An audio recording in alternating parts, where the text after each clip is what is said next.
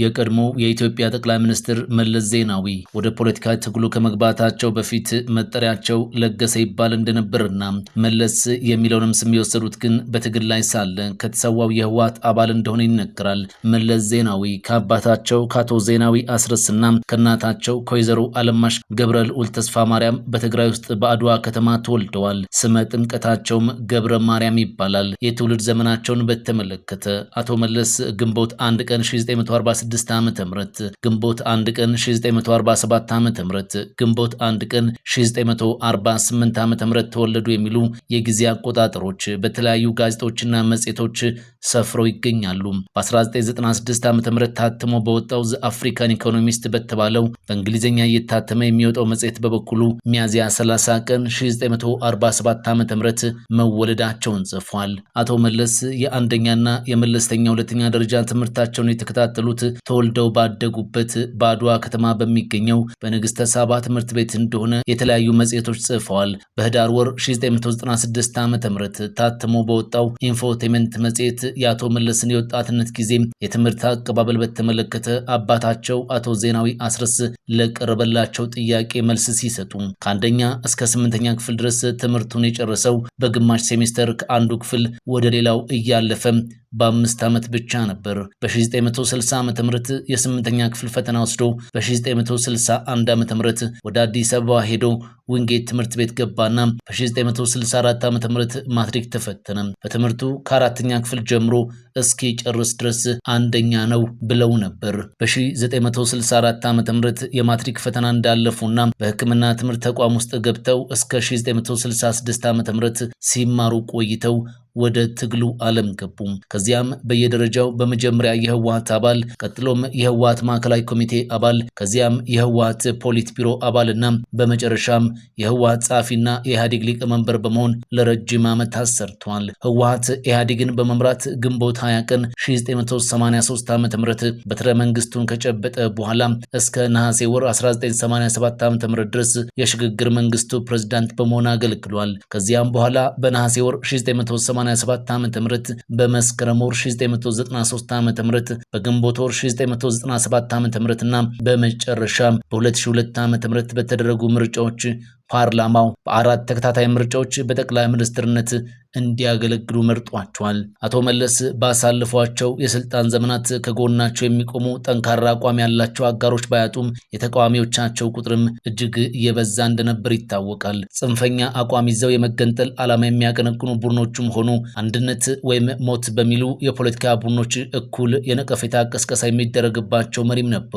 የመበታተን ዓላማ ያላቸው ወገኖች ለመገንጠል እንቅፋታችን መለስ ነው ሲሉ፣ የአንድነት ወገኖች ነን የሚሉት ደግሞ አገራችንን የሚበታትን መለስ ነው ሲሉ የትችትና ናዳ ያወርዱባቸው ነበር። ሁለቱም ወገኖች ግን ተራውን ዜጋ በአንድነት የሚቀሰቅሱት መለስ ኤርትራዊ ሆኖ እንዴት ኢትዮጵያን ለመምራት ተቻለው የሚለውን ጥያቄ እንደ ትኩስ ርዕስ መልሰው መላልሰው በማንሳት በመጣል ነበር። አዲስ አበባ ውስጥ ከምርጫ 97 አጀንዳ ጋር በተያያዘ በእያንዳንዱ ሰው የሞባይል መልእክት ትልቁን ስፍራ ከያዙት የቅስቀሳ ነጥቦች አንዱ ኤርትራውያንን መለስንና በረከትን ከስልጣን ማውረድ አለብን የሚለው ነበር። ይህ ቅስቀሳ ይበልጥ የሚያስተጋባው አንድነት በሚፈልጉትም በማይፈልጉትም ወገኖች ነው። አቶ መለስ በትውልዳቸውም ሆነ በእምነታቸው ተዘርቶ የበቀለ የኤርትራዊነት መንፈስ ይኖር እንደሆነም ለአባታቸው ለአቶ ዜናዊ አስረስም ጥያቄ በአንድ ወቅት ቀርቦላቸው ነበር። አቶ ዜናዊ ሲመልሱም መለስ ብቻ አይደለም፣ ልጆቼ በሙሉ ኤርትራዊነት አይደለም በደማቸው በአእምሯቸውም በአስተሳሰባቸው ውስጥ የለም፣ ምክንያቱም ኢትዮጵያውያን ናቸው። ወይዘሮ አለማሽ ራሷ አዲኳላ ውስጥ ኤርትራ ስለተወለደች ነው እንጂ ኢትዮጵያዊት ነች ሲሉም ተናግረዋል። ሲቆጠር ወደ 8ኛ ዘር አካባቢ ላይ ብቻ ኤርትራዊነት አለባት። ይህ ደግሞ በብዙ ሰዎች የሚገጥም የተለመደ ነገር ነው። ሆኖም ግን ይሄ ነገር የልጆችን የኢትዮጵያዊነት ስሜት ጥያቄ ውስጥ አያስገባም። ከወይዘሮ አለማሽ የወለድኳቸው ልጆች 6 ናቸው። 6ቱም ለኤርትራ ስሜት ሊኖራቸው ቀርቶ ኤርትራ ብለው እንኳን ስሟን አያነሷትም ነበር። ከወንዝ ማዶ ነበር የሚሏት። መለስ አንድም ቀን ኤርትራ ሄዶ አያውቅም ነበር። ጋዜጦች መለስ ኤርትራዊ ነው ብለው ቢያወሩ ደግሞ ነውር የለውም። ምክንያቱም ስልጣን ላይ የወጣና ሀብታም ሰው ሁሌም እንደታማና ስም እንደወጣለት ነው በሚል ነበር ምላሻቸውን የሰጡት። ስለዚህ አይደለም የትንሽ ፍንጭ ያለው ቀርቶ በሬ ወለደ የሚል አይነት ወሬ የሚጽፉም ስላሉ በሁኔታው ምንም አይመስለኝም። መለስ ቅንጣት ታክል የኤርትራዊነት ስሜት የለውም፣ ሊኖረውም የሚያስችለው ምክንያትና ታሪክ የለውም በማለት ነበር መልሳቸውን የሰጡት።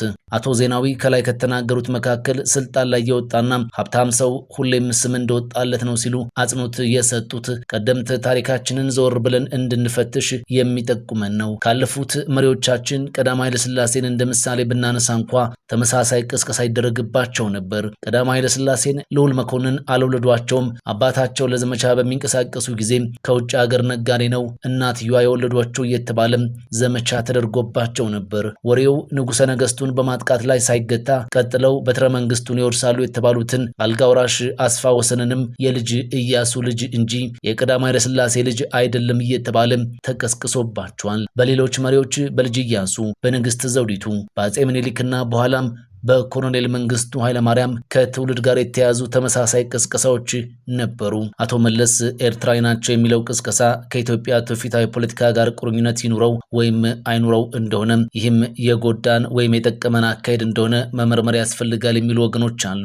የቀድሞ ጠቅላይ ሚኒስትር መለስ ዜናዊን ዝንባሌና ተስጦ በተመለከተ አንዳንድ ወገኖች ግልጽና ማንኛውንም ችግር ፊት ለፊት የመጋፈጥ ልማድ እንዳላቸው ሲገልጹ፣ ሌሎች ደግሞ የትኛውንም ክስተት በጥልቀት የሚመረምሩ እና በባህሪያቸው ድብቅ እንደሆኑ አስተያየት ይሰጣሉ። በፖለቲካ አስተሳሰብ የመረረ ቅራኔ ያላቸው አቶ አረጋዊ በርሄ በጥቅምት ወር 1989 ዓ.ም ታትሞ ከወጣው ጦቢያ መጽሔት ጋር ባደረጉት ቃለ ምልልስ ወደ ትግሉ ከገቡበት ጊዜ አንስቶ አቶ መለስ ብዙ መጽሐፍትን የማንበብና የመከራከር ልምድም እንዳዳበሩ መስክረዋል። በ1989 ዓ.ም ኤርትራ ውስጥ የታተመው ህይወት መጽሔት ከጠቅላይ ሚኒስትር መለስ ጋር ባደረገው ቃለ ምልልስ አምድ ላይ እንደ መንደርደሪያ ይህንን አስተያየት አስፍሯል። ገና መጀመሪያ እንዳየው የሚመስጥህ ነገር ቢኖር ወጣቱነቱ ነው። ትህትናው ደግሞ እጅግ የበዛ ነው። ስትጠይቀው እያንዳንዷን ቃል በቅርብ ይከታተላል። መልሱ ታዲያ ያረካል። ያለ ቦታ የምትገባ አንዲትም ቃል አትኖርም። የአዲስ አበባ ልጆች መልስ በኪሱ ይሉታል። ጥያቄዎችን በጆሮ ብቻ ሳይሆን በልቡ ይሰማቸዋል። እናም ደግሞ በልሳኑ ሳይሆን በልቡ ይመልሳቸዋል ብሏል። በዚህ መጽሔት ሀተታ የፖለቲካ ተቀናቃኞቻቸው ሳይቀሩ አንስማማም የሚሉበት ሰበብ እንደማያገኙ መገንዘብ ይቻላል። ከላይ እንደተገለጸው አቶ መለስ በንግግራቸው የታዳሚውን ስሜት የመግዛት ችሎታ ያላቸው ሲሆን ብዙ ጊዜም በአደባባይ ሲናገሩ በጽሑፍ የተዘጋጀውን ከማንበብ ይልቅ ከያዙት ርዕሰ ጉዳይ ሳይወጡ በቃላቸው ረጅም ጊዜም የመናገር ችሎታ አላቸው። የንግግር ችሎታቸውን የሚያሳዩት በአማርኛ ቋንቋ ብቻ ሳይሆን በትግርኛና በእንግሊዝኛም እኩል ተደናቂነትን ያተረፉ ናቸው። በፖለቲካዊ ታሪካቸውም ሆነ በግላዊ ባህሪያቸው አቶ መለስን ድብቅ አድርገው የሚያቀርባቸው ደግሞ የድሮው የትግል አጋራቸው አቶ አብርሃም ያየህ ናቸው። ግንቦት 1992 ዓ.ም ታትሞ በወጣው የኤርትራ ትግል ከየት ወዴት ግምገማ በተባለው መጽሐፍ አቶ አብርሃም ያየህ ይህንን አስፍረዋል። የመለስን ማንነት ለማወቅ ኢትዮጵያዊ መሆን አይበቃም። በአድዋ ከተማ ካሉት 5 ሰበካዎች ውስጥ እኔና መለስ ተወልደን ባደግንበት በደብረ ብርሃን ሰበካ ነዋሪ መሆን ብቻ አይበቃም። መለስንና መለስን ያሳደጉ ሰዎችን ማንነት ለማወቅ ከነዚህ ሰዎች ጋር በ200 ሜትር ቅርበት በጉርብትና መኖርንና እንደኔ የአገሩንና የአካባቢውን ሰዎች ማንነት ለማወቅ ምክንያት ከነበራቸው ቤተሰቦች ጋር ስር ማደግን ይጠይቃል ብለው ነበር የጻፉት። የሁለተኛውን ሺህ መደምደሚያ ምክንያት በማድረግ በዘመነ መለወጫ ዋዜማ ላይ አቶ መለስ ባደረጉት ንግግር ዘመኑ የኢትዮጵያ ህዳሴ እንደሚሆን ገልጸው በዚህ ዘመን ጥይት መተኮስ ብቻ እንደማይበቃ አሳስበዋል። አያይዘውም ዜጎች ራሳቸውን እያስተማሩ የእውቀት ደረጃቸውን ከፍ ማድረግ፣ መቆጠብ፣ አዳዲስ የስራ መስኮችን መክፈት ድህነትን ለማጥፋት አዲስ የውጊያ ስልት መሆኑን አውቀው እንዲንቀሳቀሱ መመሪያ መስጠታቸውም ተጽፏል። በመላ ሀገሪቱ ከሚገኙ ታላላቅ ባለስልጣናት መካከል አቶ ጸጋይ በርሄም፣ አቶ እስማኤል አልሴሩም፣ አቶ አያሌው ጎበዜም፣ አቶ አባዱላ ገመዳ፣ አቶ አብዱላይ ሐሰን፣ አቶ ያረጋል አይሸሹም፣ አቶ ሽፈራው ሽጉጤም፣ አቶ ሙራዱ አብዱላሂና አቶ ኡባንግ ኡሙድ ከየክልላቸው ተጨባጭ ሁኔታ አንጻር በመነሳት ከጠቅላይ ሚኒስትር መለስ ጋር የሚመሳሰል ንግግር አድርጓል። ለመጪው ትውልድ ልማትን እንጂ ልመናን አናወርስም በሚል መፈክር በተደጋጋሚ ያሰሙ የነበሩት መለስ በዘመናቸው የትምህርትን፣ የጤናን፣ የመጓጓዣ አውታሮችንና የሃይድሮ ኤሌክትሪክ ግድቦችን አብዝተው እንዲገነቡ በማድረግ የራሳቸውን ሚና እንደተጫወቱ የሚመሰክሩላቸው ብዙ ናቸው። መጋቢት 24 ቀን 2003 ዓ.ም የታላቁን የኢትዮጵያ ህዳሴ ግድብ መሰረት ቤንሻንጉል ጉሙዝ ክልል ውስጥ ባለው የአባይ ወንዝ ዳር ተገኝተው በጣሉበት ጊዜ ጠቅላይ ሚኒስትር መለስ ያሰሙት ንግግር የበርካታ ኢትዮጵያውያንን አካልና መንፈስ የተቆጣጠረ እንደነበርም ይታወሳል።